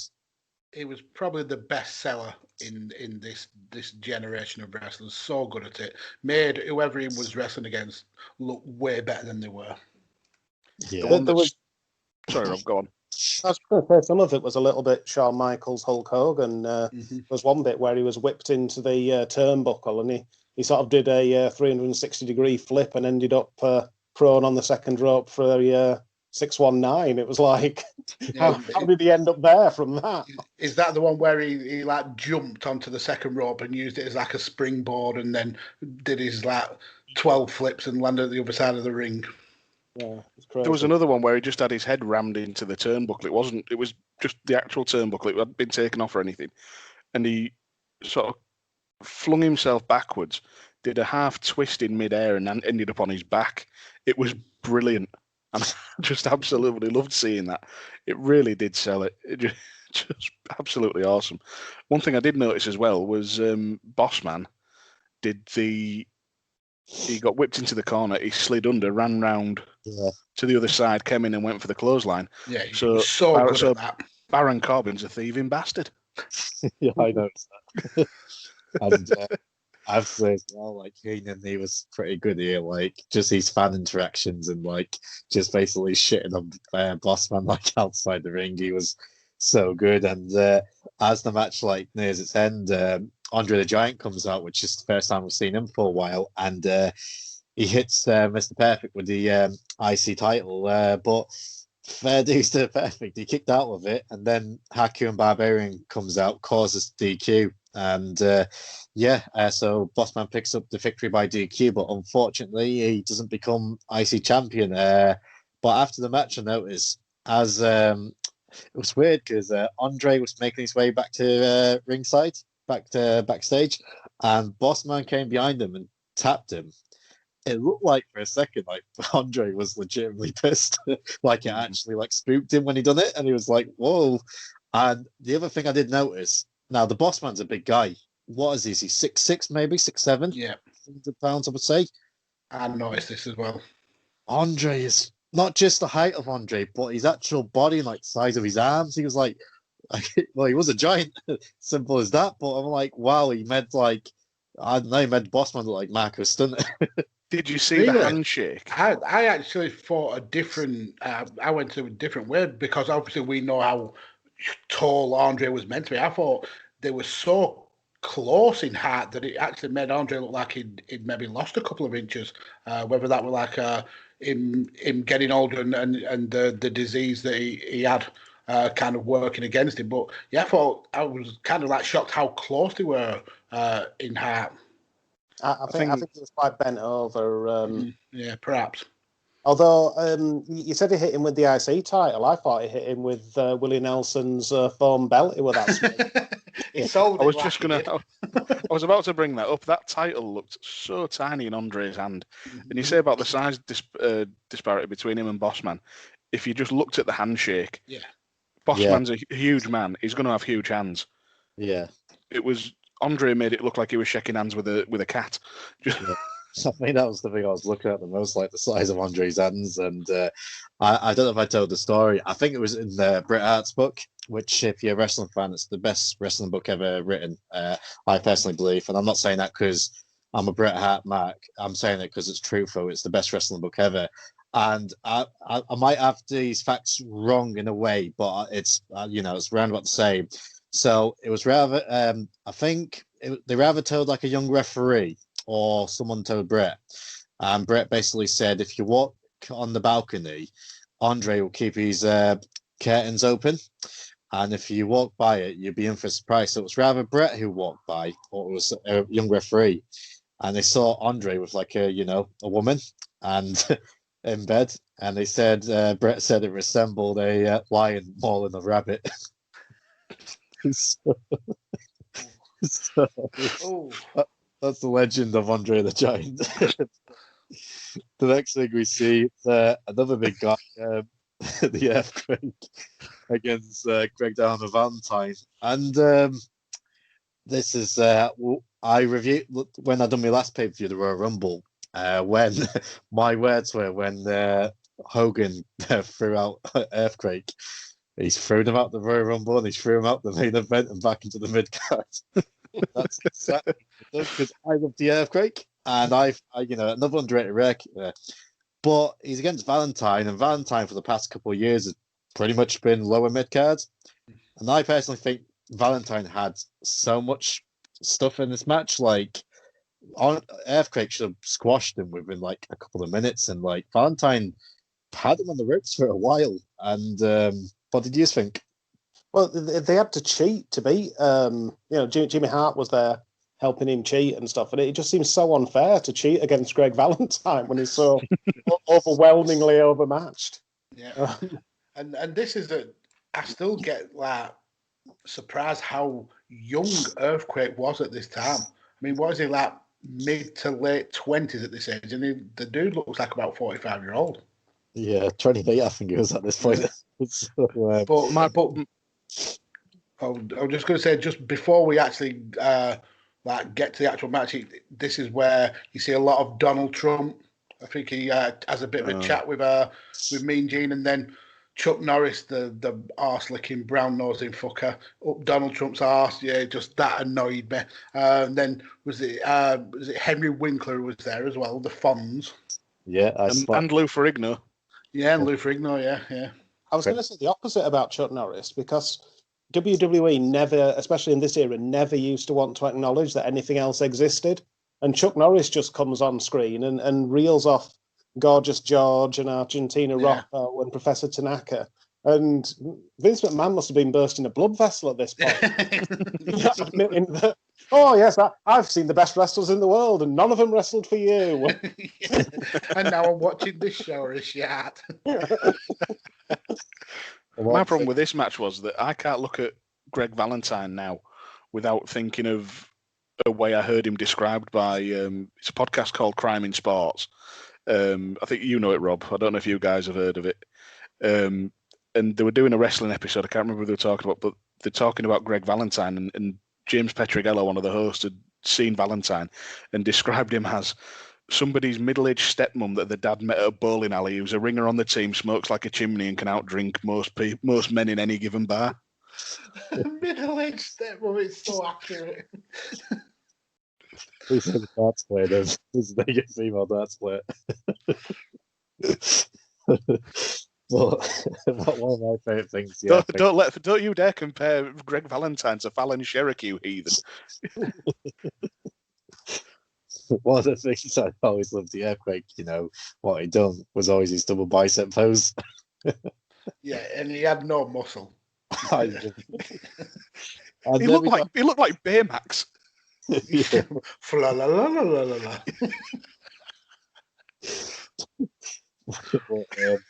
Yeah, Earthquake. Never had so much fun talking about an Earthquake match. At least he didn't have a sweaty patch on his arse this time. Oh yeah. Well, yeah, Earthquake wins with the Earthquake splash. So that's another WrestleMania victory for him. So he's actually 2-0 at Mania. So good for him. So yeah, we get to the next segment, and it's Sean Mooney's with the Legion of Doom, and I think I got that right. Yeah, and yeah, for people thinking why they're facing Power and Glory and not challenging for the titles, apparently a few weeks beforehand there was a tag team battle royal, and the Power and Glory cost Legion of Doom in it, so that's what led to this match. And the easiest way to put this is just a squash match. It finished within a couple of minutes, but the real reason, even one, I think it was like 50 odd seconds. I got it too. Yeah. And the reason for it was because both Paul Roma and Hercules Hernandez were actually injured going into the match. I think Hercules had a problem with his knee, and Paul Roma, Glory, if you look at his elbow, he's got it wrapped up, bandaged up really bad. Apparently, he said he could barely move it. So they said they wasn't going to do it, but they was already booked to do it. And Vince said to him, I need you to do it. So they went out and done it, and they delivered at least some sort of a match. So it was hard to judge, really. I mentioned it earlier at Battle Royal at Albert Hall. They had a match with Legion of Doom, which is like not a bad match. It was actually a pretty entertaining match. So, yeah, quick match for the LOD, and they had 1, 2, 3 for them. And next, we see it's the promo package for Ted DiBiase, the $1 Million Man, and Virgil. So this has been a slow build because I think we mentioned this, Rob, on that episode 1 at the Royal Rumble 90. Like, after they defeated the Rhodes family, there was a bit of a hint that Virgil was getting frustrated with DiBiase back then. And now we're like basically 5 pay-per-views later, it's finally come to fruition. So what did you think of this promo package and the slow face turn for Virgil? Well, I've got some big theories about this whole feud, which I actually think is incredibly long running. I mean, they did build it for ages, and that was brilliant. But if I can just sort of summarize when I get to the end, because it all fits in with the Piper stuff as well. Yeah. Well, my big takeaway from the whole video package was that I was just confused that people were cheering for Virgil. I think that's more credit. I've never heard it before. I think that's more credit for Ted DiBiase getting you to cheer for Virgil. I didn't understand why he didn't have a merch table in front of him. Yeah, nobody queuing. Yeah. For that one moment in history, though, Virgil did seem like a big deal. It went off the cliff very quickly afterwards, but you know, just for this rivalry. And Roddy Piper is accompanying Virgil, even though Howard Finkel announces that Roddy Piper will be in Ted DiBiase's corner for some bizarre reason. I didn't pick up on that. No, I didn't. But Virgil tonight is not portraying a wrestler; he's actually portraying Muhammad Ali. So his punches were horrific, though. They were so bad. But fair play to Ted DiBiase for selling them. DiBiase was so good leading this match, and just another thing, going back and watching these matches, a lot of people think wrestlers during this day were just characters, which, yeah, they did have great characters, but a lot of them don't realize how good ring work is and how good these people was at telling stories. And DiBiase, people acknowledge he was great, but I don't think they acknowledge how good of a worker he was. And like we said, he got people to care for Virgil, and like in a big way. And he was so good leading this match. But towards the end, Virgil ended up winning by count out when DiBiase got distracted by Roddy Piper on the outside, and eventually that led to Piper, trying to make the save on Virgil when DiBiase got him in the $1 Million Dream, and then Sherry came out to join forces with Ted, which she's gone from Savage and now she's joining DiBiase, so she's made another great step in their managerial career. The funniest part though I wrote down was when Roddy Piper was so frustrated he threw his one of his crutches and actually hit a ref in the dick. Yeah, the dick. And I'm so sorry for Danny Davis. Crutch to the crotch. Yeah. Yeah, and I actually liked the finish as well, because they did a callback to a show. What they said was the day before. I think it was a Superstars the day before, where DiBiase lost then to a count out. But I actually went back and checked on Cage Match, and that was filmed like in the middle of February. That match where he lost. So yeah, that threw me out of kayfabe for a little bit. One thing I was a bit disappointed with is they had Donald Trump there at ringside, and I think they missed the trick of having like a little bit of interaction between Trump and Ted DiBiase. Like they could have almost played off the Spider-Man meme where it's two people pointing at each other like we're the same kind of thing. One thing you say about Trump being at ringside, I couldn't get a clear look at who was sat to the left of Trump. But the flash of his face, I could say, and I'm not taking the piss of just trying to be controversial when I say this, it genuinely looks like it could be Jeffrey Epstein. Well, at WrestleMania 4, he was sat next to Robert Libotti, who was a gangster. So right. if it's who Trump then claimed he'd never even met, but he sat next to him for the whole of WrestleMania 4. And there's a picture of him giving him a massive novelty oversized check in one of his casinos. So he definitely did. But yeah, it wouldn't surprise me if he'd moved in those circles as well. And did you say you had something to go back on the feud in that, Rob? Did you say? Oh yeah. Well, I mentioned this in the DMs, and you said you might kick me off the thing for saying it, but I think the theme of this is toxic masculinity, because you've got Piper and Virgil just egging each other on. So Virgil eggs Piper on because Piper's got a smashed leg from his motorcycle accident, and he's shouting him tricycle accident. Bobby Heenan said it was a tricycle accident. Well, whatever it was, he had a broken leg, and Virgil's telling him to man up. Be a man and stand up on your broken leg. Yeah. So basically, doctors, nah. Medical care, nah. Just do it. Just get up, and you can will yourself. That's how Dan survived his horrific delivery injury. He just willed himself to carry on with it. No, that was Amstel. and then you've got took some Amstel. And then you've got the other side of it, with Piper egging Virgil on. So Virgil had this job, and he might not have liked the job, but it was making a lot of money. And you know how you can tell a wrestler's making money? It's like what gear they wear. So Virgil's got that little shirt. He doesn't have the sleeves, but he's got the front bit. So was he saving up for the sleeves? Well, think about it, right? The Undertaker and Sting have the full-length jackets, like the full-length leather jackets. So they're like the top of the pile. Triple H is married into money. He's got just an ordinary leather jacket. So, he's doing all right. Then you get someone like Kip Sabian, who's got his new contract with AEW. He's nearly got the full leather jacket. He's got one arm missing, but he's nearly there. Kushida's got both arms missing because he's not doing quite as good. And Sean Spears just got the lapels. So, so what did Triple H wearing a denim vest over a leather jacket mean? He found a fabric carpet. He was doing a lot better than Sean Spears, wasn't it? But anyway, so Virgil's got enough money to buy the front. I think I'm doing better than Sean Spears. Virgil's got enough money to buy that little front of the shirt thing. So he's doing quite well, but Piper's there telling him that he should be a man and stand up for himself. And okay, he has this one good event, but it ruins his career for the. Imagine if Virgil had been in Money Inc.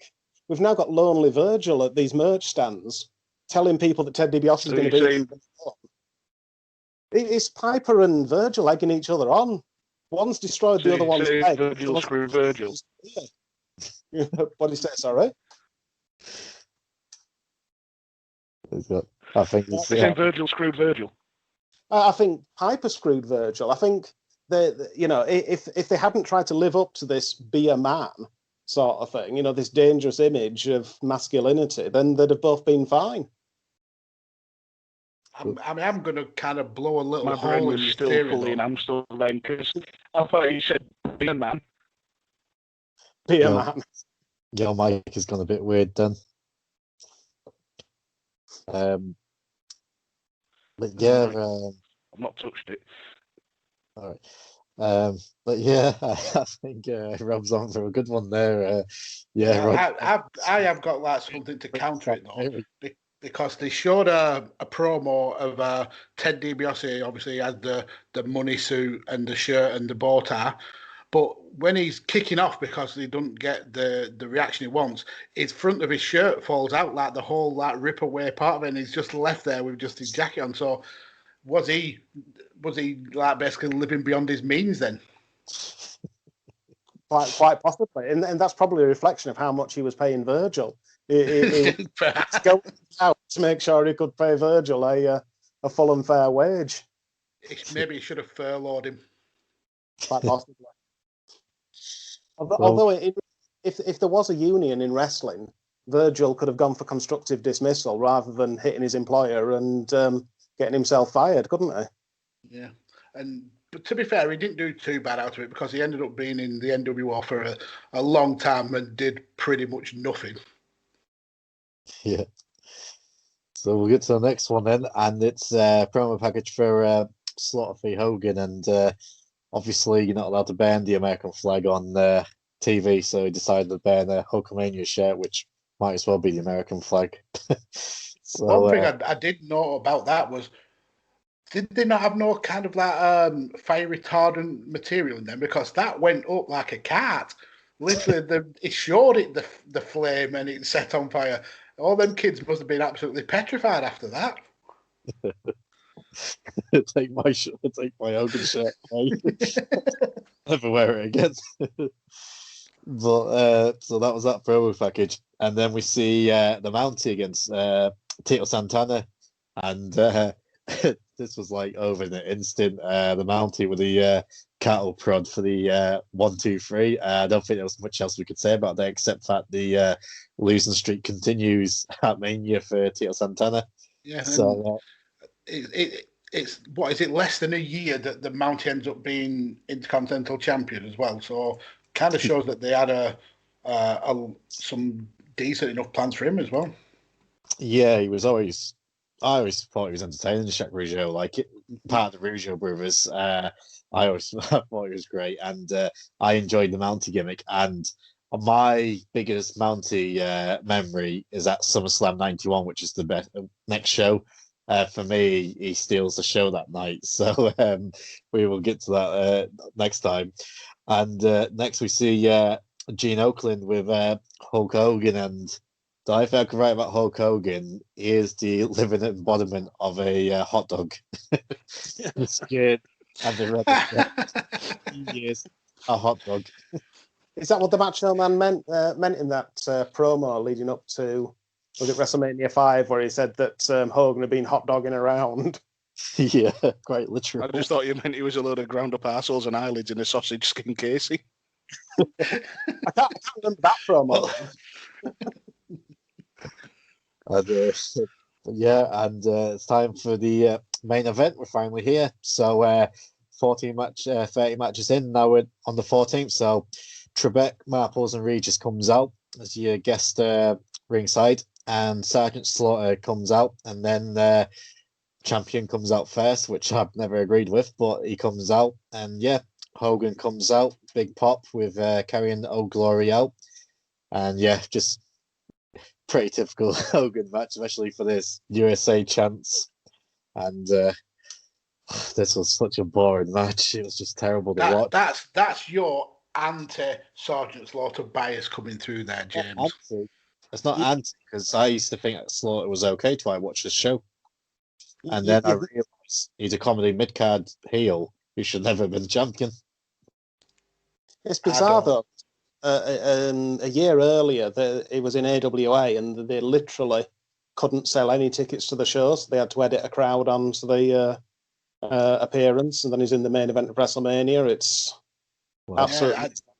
Yeah, I did some research for him for an episode of Badlands not long ago, and he actually wrote a letter to Vince McMahon to get back in the WWF. He said he'd found his kind of a love for wrestling again, and he wanted like one more shot at the big time. And then less than a year later, he's WWF champion, and it was kind of like just a massive like a thunderstorm of stuff coming together, and it just worked perfectly for him with Desert Storm and then the Iraqi stuff. And he really didn't want to do it at all. He was like dead set against it. But when it's your only chance to be world champion of the WWF, you take what you can. And I thought he played the character really, really well. I know James dislikes it, but I thought for this sign of the times, he was the best kind of foil for that super American, like patriotic Hogan.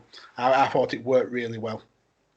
He was the best option out of the two, because it wasn't going to be him if we was going to get Sheik Tugboat. So out of the two, he was the better option. Can you imagine Tugboat as the Wrestling Federation champion?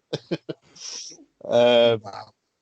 But during this match, there was one part where he had the Boston Crab on Hogan, and Hogan is literally inches away from the rope. All he has to do, put his hand up the side. He kept trying to power out of it as well. And I'm like, the rope's right there, Hogan. Just grab the rope. Well, Regis is on commentary, and he's like, "Why don't you just reach at the rope?" And I'm like, "Thank you." Someone is speaking from the perspective of a fan. Speaking of the guest, though, sorry, just to go back, I actually really rated Alex Trebek as a ring announcer.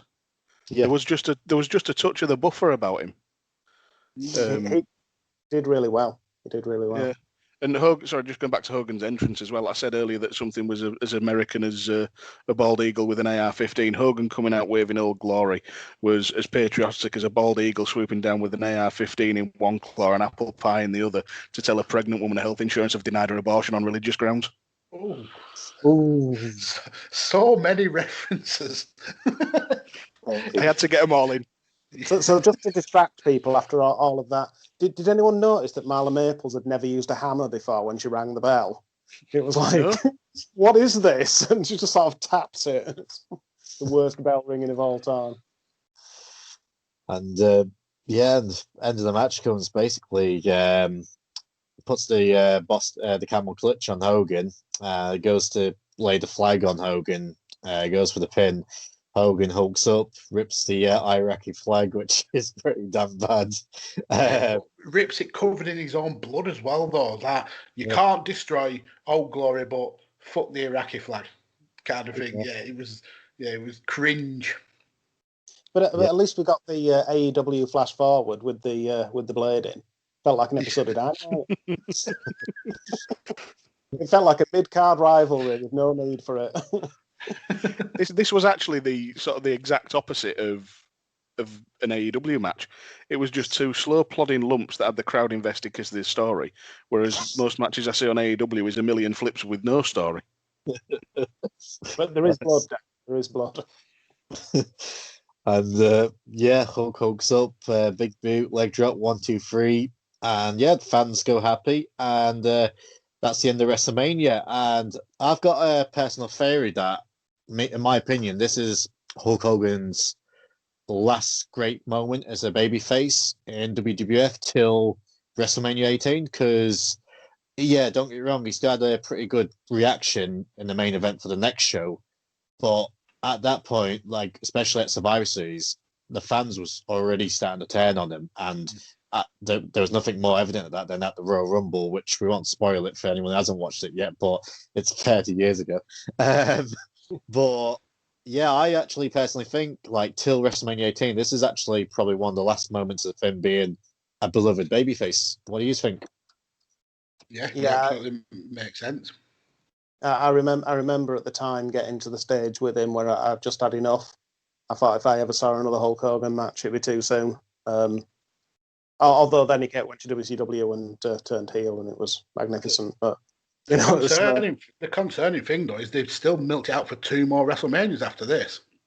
Yeah, and and what do you call it? It's this match. Yeah, I mean, you would say the fans was investing in it, but the problem was a lot of the fans turned against it because, like, WWE like taking advantage of a real life situation, like hundreds, if not thousands, of people dying in war, and like we said, it was meant to be in the LA Sports Coliseum, however it's pronounced, which was 100,000 seater, and instead they had to move here because I think they only ended up selling like 15,000 tickets for that stadium. They moved here, and 15,000 was in attendance, but I think they only sold like 10,000 tickets.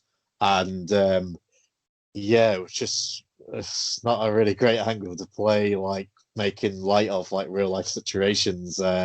So the fans wasn't happy. And the other thing was, I personally believe this match, they could have probably still had this match, but I still think they could have had this match without the title. And I still believe Warrior Macho should have been for the title.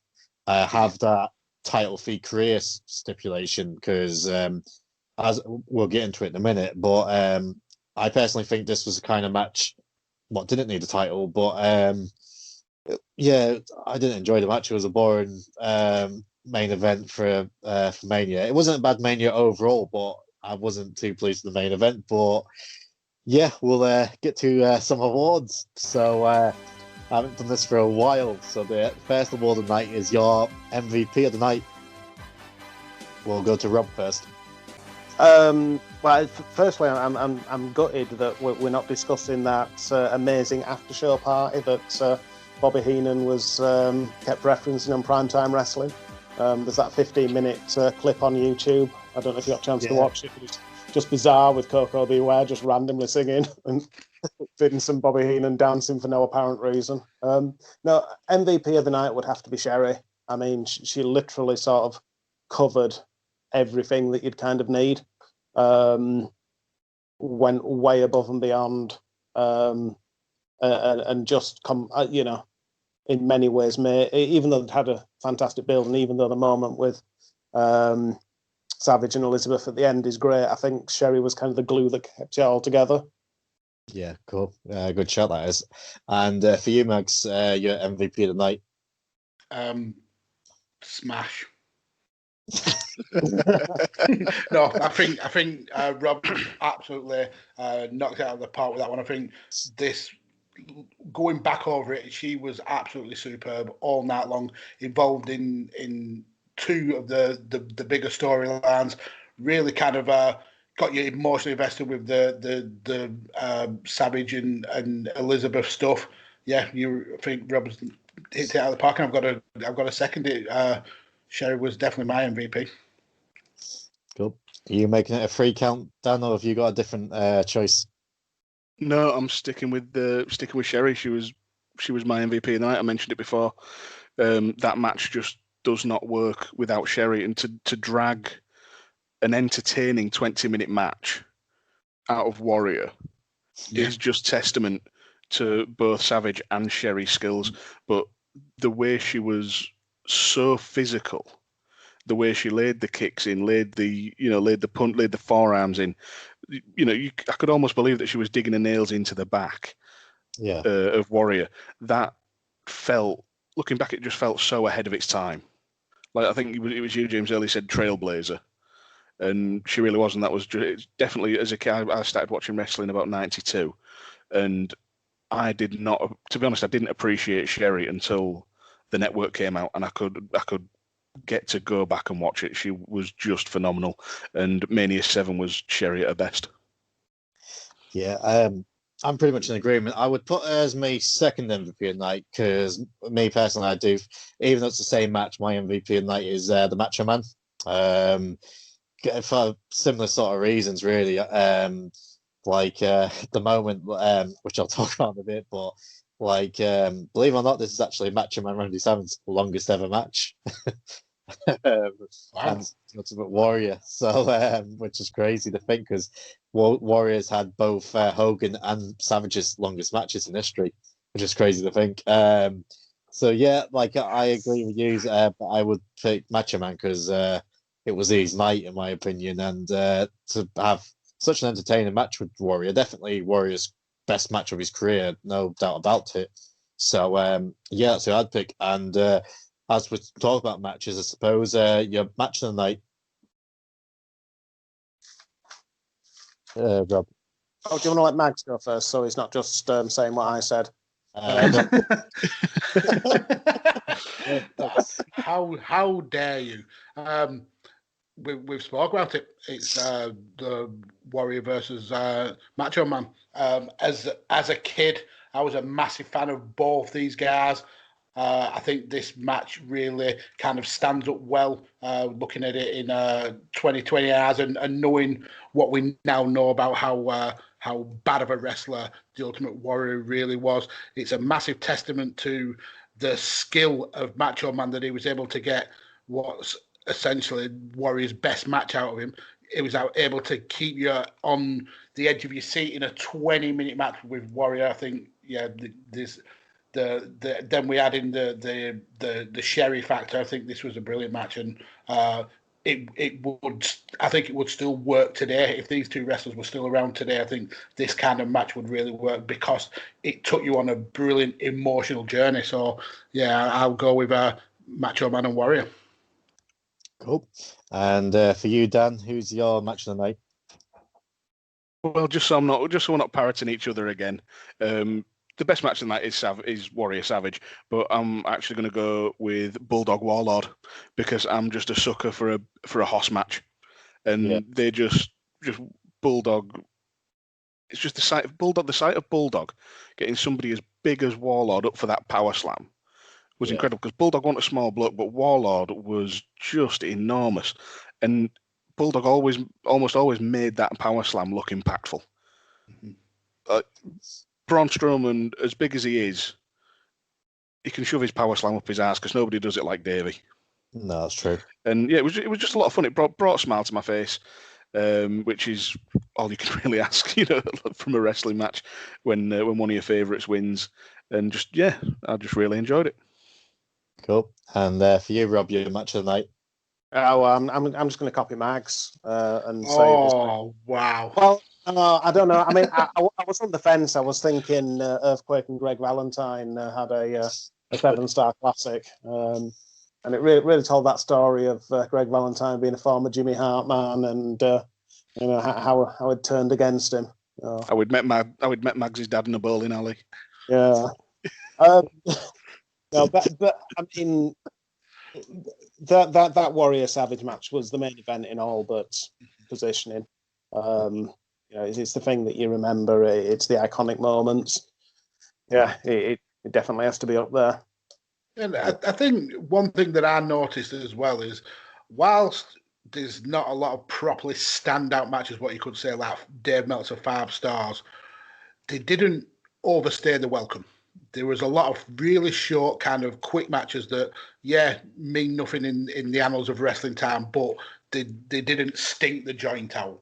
They weren't a match that I'd say, well, that was an absolute dud, because if they were poor matches, they were very, very short. And the ones that got a little bit of time they did well with the minutes that they had. So, this pay-per-view kind of gets a little bit of grief, but I think it's it was a well-balanced pay-per-view, let's put it like that. That was one of my notes. I'd written down that it was well-paced. It was, it just kept the momentum going. Like, I joked about it earlier, and I've mentioned it. I think I've mentioned it elsewhere before, but me and Rob sat through a 15-match NXT UK taping that ended up, I think, taking the best part of 5 hours. Oh. And it just felt like it was on a conveyor belt of here is a match. Here is the same match but with different people. Here is something slightly different. But they kept it going. The squash matches were decently placed. The interviews didn't drag on. Like you say, nothing outstayed its welcome. Like you say, it gets a bit of a bum rap, but it was pretty well put together. Are you going to tell them 3.5 hours long or something like that? Which, if a WrestleMania nowadays was 3.5 hours long, you'd walk away a very happy wrestling fan. Yeah. That NXT UK show went on so long. We know one lad who left an hour early because he'd heard a rumor that they were selling off short-dated sausages of the co-op. How bad it was. Yeah, and you got shushed, Rob, for chanting and wanting to enjoy the wrestling. You should watch wrestling in complete silence. It should be like a Premier League football game. As for the match tonight, I'm in agreement. Warrior Macho, don't get me wrong, I loved Bulldog and Warlord, I really did, but I had to pick Warrior Macho, and I think this one's going to be a short one. Your moment of the night has just got to be Macho and Lizard, hasn't it? I think that we're on agreement with that. Yeah. I mean, that's the iconic one that everyone remembers.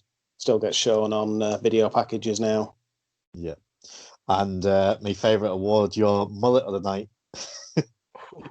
This one took me a lot of debating because it was Mullet City. I've got. Do you want to go first? I've got two.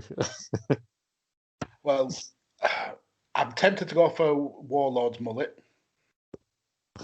What mullet? Exactly. No, my favourite mullet on this was is actually Hawk's. Obviously, he was known for having the double mohawk, but in this show, he actually had him joined at the bottom with a little like rat tail style mullet, and I thought that's very, very unique in a world where every wrestler had mullets. I thought his was unique, so I'm going to go with Hawk. Oh, nice. What have you done? I've mentioned him earlier in the show. Nobody knows his name, but it's broken nose Val Kilmer who was carrying the palanquin. Because I tell you what, when two people are wearing outfits as sparkly and garish as Macho and Sherry were, it takes a fucking hell of a mullet to distract from that. And I will be putting these mullets up on the video, so don't worry. I missed the guy, but I'll definitely be looking out for it. And your mullet of the night, Rob. Well, there's an honourable mention for Shawn Michaels, just because he's got so little hair now, but he had so much hair then. But I think I'm going to have to give it to Chuck Norris. He just had sort of it was just the beginnings of the mullet coming on. You could see that he was growing it out at the back. But it's Chuck Norris, so I mean, antibacterial wipes kill 99% of bacteria. Chuck Norris kills 100% of whatever he chooses. So you've got to go for the mullet of the night. Under his beard, there is only another fist. Under his mullet, there is another mullet. It's got to be Chuck Norris. I mean, I don't know how you can not vote for Chuck Norris. Oh, you mentioned Hawk before, Mags.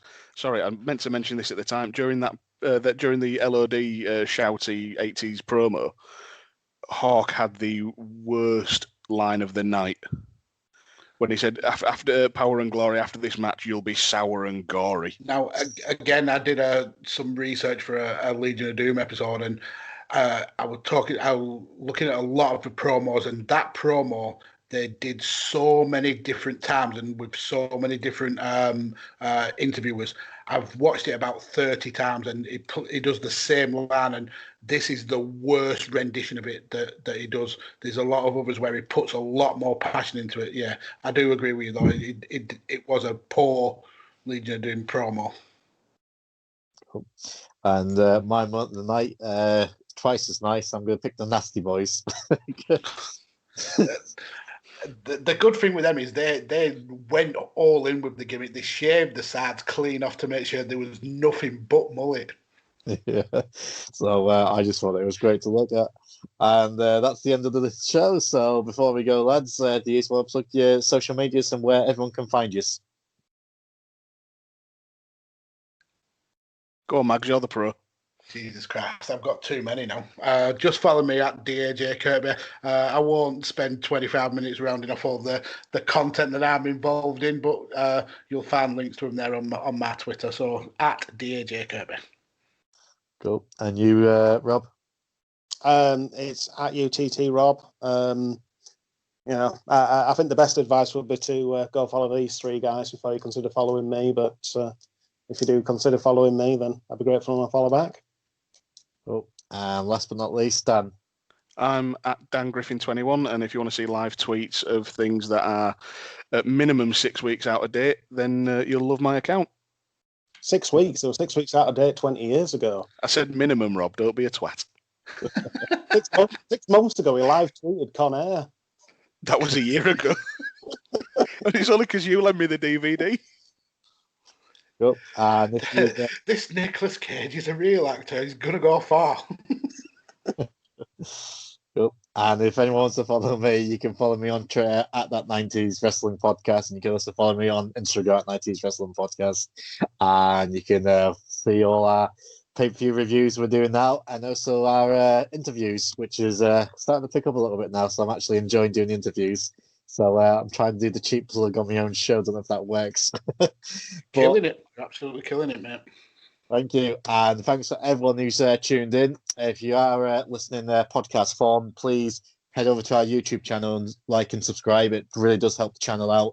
And if you're actually watching on YouTube, you can also catch us on audio form as well if you want to listen to our interviews on the podcasting form. And join us next time where we're going to be reviewing SummerSlam 91, which is one of my favorite pay-per-views growing up as a child. So really looking forward to that. So till then, thanks to everyone who's watched, and hopefully we'll catch you next time. Bye. Hey everyone, thanks for clicking onto the videos. I just want to say that we are currently on the road to 500 subscribers. So, in celebration of that, I'm going to be doing a free giveaway of one copy of WWE Battlegrounds on a console of your choice, whether it be a PlayStation 4, Nintendo Switch or Xbox One. And all you have to do to enter it is simply click that subscribe button, tap the bell icon, and once we hit that magic number of 500 subscribers, I'll be doing the video to announce the winner. So, thanks for listening, and please enjoy the video.